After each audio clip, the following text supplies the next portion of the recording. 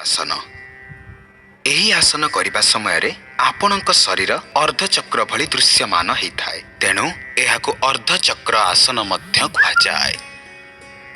एही आसन करिबा पई प्रथमे सीधा छिड़ा हेइ जांतु एवं दुई हाथ को अंटार दुई कड़े रखंतु।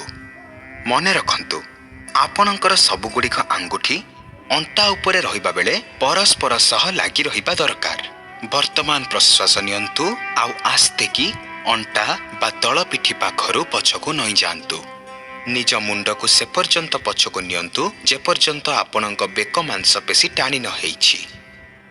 निश्वास प्रश्वास स्वाभाविक रखंतु। एही स्थिति रे 10 रु 30 सेकेंड जाय रुहंतु। अर्धचक्र आसन आपणक मेरुदंड को नमनीय करिथाय। आपणक मेरुदंडर शिर को टाण करिथाय।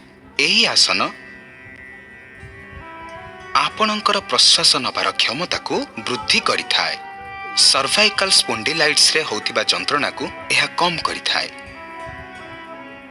उच्च रक्तचाप रे पीड़ित रोगी माने पछको नईला बेले टिके सतर्क रुहंतु।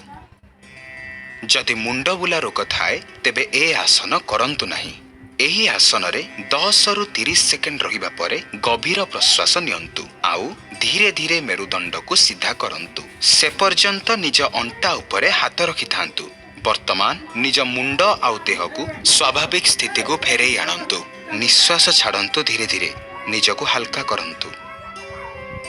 जदि आपण ए आसन नियमित करंती तेबे लागी रहिथिबा पिठी एवं बेकर जंत्रणा सबुदिन पई दूर हो जाई पारे।